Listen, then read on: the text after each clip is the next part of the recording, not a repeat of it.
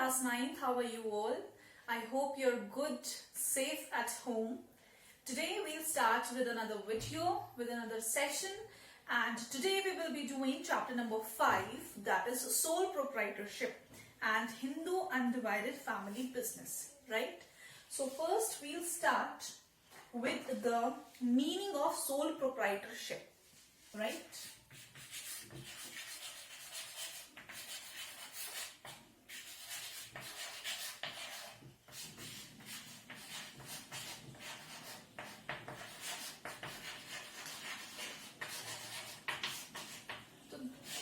This is what our topic is. This is what our chapter is all about, right? In the previous chapters, we have studied about commercial organizations. We have studied about types of organizations. We have also done profit organizations, non-profit organizations. This is somewhat related to those chapters only. And sole proprietorship is a term which means, if I divide all these terms, if I divide these two terms, that is sole proprietorship. So if I divide it, so then what does sole means and then what does proprietorship means? So sole means single, right? As you know, sole means single and proprietorship means any business activity, right? Any business activity. So sole means single and proprietorship means any business activity. Now if I combine both of these words, then sole proprietorship means that any activity which is done by an individual, which is done single-handed, right? There is no partner in this, there is no other person in order to share all the profits and losses. There is no other person who is going to invest his or her capital in your business, in your organization. You yourself are the whole soul. You yourself have to do all the sort of business activities, have to manage, have to judge, have to decide on everything yourself. Okay, there is no partner on whom you can rely for the decisions, on whom you can rely for the actions. It is you, and you only have to decide everything about your business activity. Now if I read according to the book, then what does the book say? It is that sole proprietorship means a business owned, financed and controlled by a single person. Exactly the same that I told you, that business activity or an organization, or it means a business which is owned, which is financed and which is controlled by a single person. So there is no other person to divide the task, there is no other person to divide the profit, to divide the shares, to divide the capital. You yourself does everything. Okay, you yourself have to do everything. The owner, called the proprietor, alone is responsible for the profits and losses of the business, right? So you alone have to do everything. You are responsible. If there is profit, you are responsible for that. If there is loss, you are responsible for that. If there are decisions which are taken properly, you are responsible for that, and if there are decisions which are not taken properly, you are responsible for that. So there is no other person, there is no other partner, there is no other individual who is going to share, and who is going to share all the responsibilities, and who is going to share all the liabilities and assets. You yourself are the one who is going to do everything. So you are the only owner, you are the only financer, sponsor, decision maker, risk bearer, profit earner, everything, right?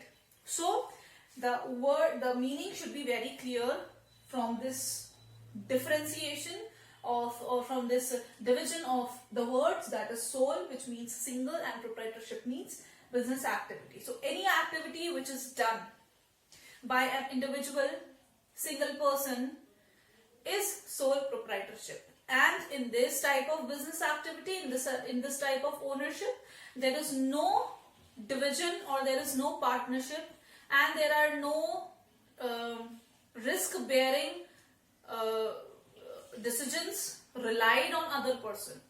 You are the only one who is responsible for everything. So this is what sole proprietorship actually mean, right?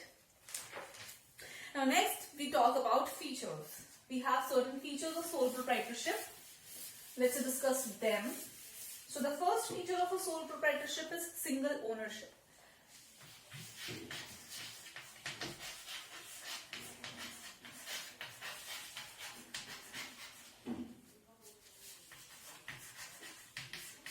Alright, it means single ownership. As from the meaning, it should be very clear to you that sole proprietorship enjoys a single ownership because there is no other person to divide the ownership.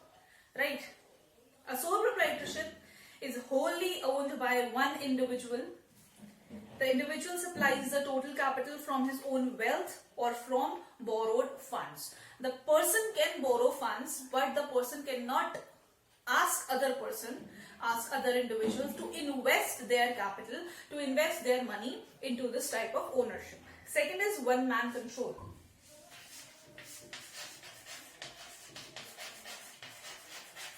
One man control. Now there is one man control. Why? Because there is single ownership.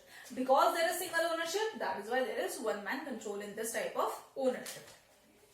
The proprietorship also takes alone, he takes all the decisions pertaining to the business. He is not required to consult anybody. Very important that there is no consultation which is required from the other person, right? He may take suggestions, he may share his opinions, but it is not important and it is not compulsory for him that before taking any decision or before deciding on something, he has to consult the other person. Ownership and management are vested in the same person. Ownership and management means that if I own a single or a sole proprietorship type of ownership, then the ownership and the management, they are vested in me. They are vested in me means it is in my hand. Some persons may be employed to help the owner, but ultimate control lies with him. I can appoint people to help me doing the task or completing the task, but it doesn't mean that they are the owners or they are the managers. Ultimately, all the authority is in my hand. Third is no legal entity.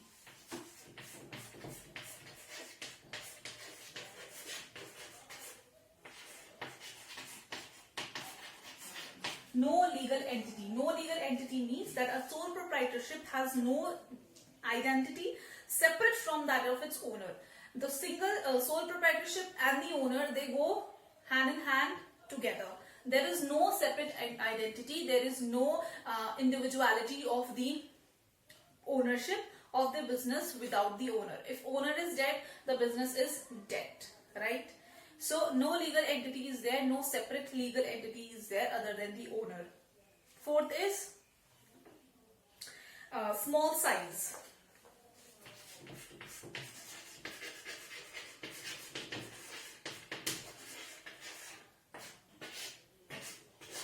Fourth is small size. Small size means that the scale of operations carried on by a sole proprietorship is generally small. A sole trader can arrange limited funds and managerial abilities. Therefore, the area of operations is limited. Because there is only one person, so it is not possible for that one person to cover each and every section of the economy, each and every section of the country. Alright, so therefore his area of operation is limited. Area of operation means that the customers that he targets is limited. The market that he approaches is limited. Because for him, singly, it is not possible for him to go and touch each and every corner of the economy. So therefore, it is small in size. It is not that much big in size. Also, there is capital constants are there. Capital is also limited. So therefore, because of the limitation of the capital, the size is also limited. The size is also small. And the last one that we'll do is no profit sharing. It is very simple point that no profit sharing is there.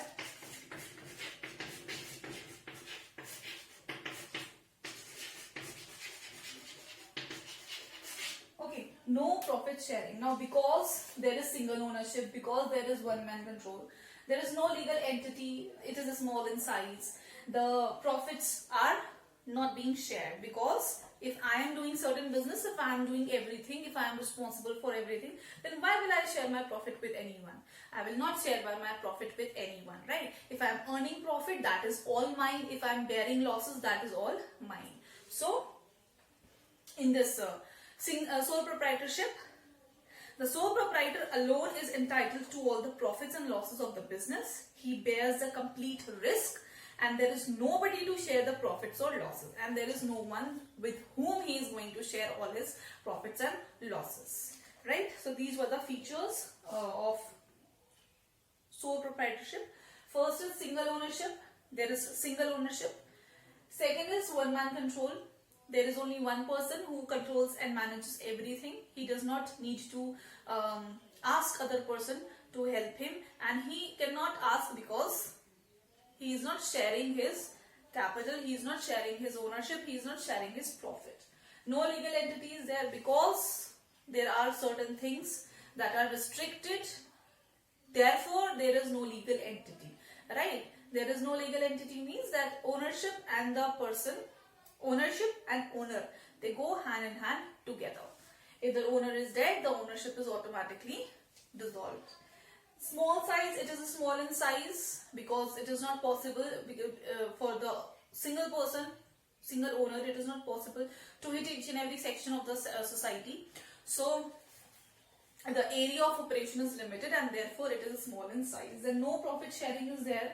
The person does not share his profit because he is doing everything on his own and he is responsible for each and everything. Therefore he does not shares his profit. He does not divides his profit and losses. He is entitled to all the profits and losses himself only. Then we have certain merits and demerits of sole proprietorship. So we are going to do few merits and demerits of sole proprietorship. First is easy to start and dissolve. So first demerit. First demerit of sole proprietorship is that it is easy to start and dissolve. See, it is easy to start and it is easy to dissolve. Why? Because there is control of only one person. Example, me. If I want to start with something, I can easily start with that thing. And if I do not, and if it does not generate further interest in that, I want to dissolve my ownership, I can dissolve it without any problem. Second is motivation of work. Motivation of work means that the proprietor alone is entitled to receive all the profits of the business and he alone has to bear all the losses. There is a direct relationship between effort and reward. There is a direct relationship between effort and reward. Therefore, there is an incentive to work hard.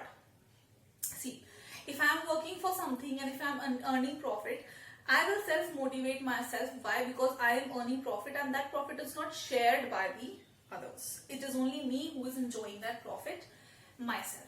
So, I will feel motivated to do hard work and to do work wholeheartedly. Then third is quick decisions. Now, because I do not have to discuss the decisions with other people, I do not have to answer other people, the decision relies in my hand, and therefore it is very easy for me to take quick decisions. If I feel something that yes, this is right, I will take it without disclosing it to somebody or without taking somebody's concerns and without interference of the other people. Then fourth is independent control. The control is independent. If I want to do any business deal, I will do it. If I do not want to do it, I will not do it. So the control is independent. It is mine. Fifth is secrecy of affairs. The business is a secret. Why? Because I do not have anyone to disclose my things. I do not have anyone to disclose my business. I do not have anyone to disclose my moves. So what will happen? The things are kept to me. Therefore, it is secret. Personal touch. The sole proprietor can maintain a personal touch with the customers and the employees. He can take the decisions. He can take the decisions by creating a personal touch, by creating a personal contact with the other person. Seventh is flexibility of operations. Flexibility of operations means that if something is not going right, I can change it according to the situations and conditions. Right? If certain things are not giving me best results, if certain things are not giving me that result which is needed, I can alter them according to me. So it is flexible. I can change it. It is not rigid. That if once rules and regulations are made, I have to follow that only, no matter I am creating a profit or I am bearing the losses. Right? So these were the few 7 merits of sole proprietorship. With this, we also have few demerits. What are those? First is limited capital resource. Capital, earlier also I told you, capital means money. Capital means investment. Okay, capital means that amount of money, that portion of your income, of your savings, of your wealth, which you have decided to invest into something and which will create a further income for you. That is capital. So capital is limited over here because it is only you, it is only me. I am not taking capital from other people. I am not asking other people to join into my business and then create a capital. No, I can definitely take loans and I can definitely take funds, money from other. I can borrow it, but that is also capital. That is also mine only. Because there is only me who is going to pay all the interest, who is going to return that loans and all sort of activities. Second is limited managerial ability. Now, because it is only me, right? I do not have any other person to discuss on the things. I do not have any person who can give me advices, who can give me creative ideas. So my knowledge, my skills, my creativity is somewhat restricted, right? So the managerial abilities are also restricted, and I might not be that much good manager. So there restricts the abilities of manager. Then fourth, we have this uncertain life. Uncertain life means that the life of this type of ownership is uncertain because the owner might fall sick, the owner might die. In that case, the ownership has to come to an end. And the last one is limited scope for expansion. Now, because I told you that there is the small sizes, because there is limited scope of expansion.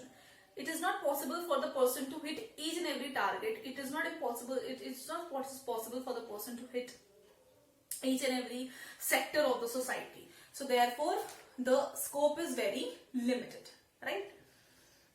So these were the four topics that we did. First was meaning of sole proprietorship. Then we did features of sole proprietorship and merits of sole proprietorship and demerits of sole proprietorship, right? So these were the four topics that we have done in this, and in the next session we'll continue with the remaining topics. Till then, take care. Bye bye.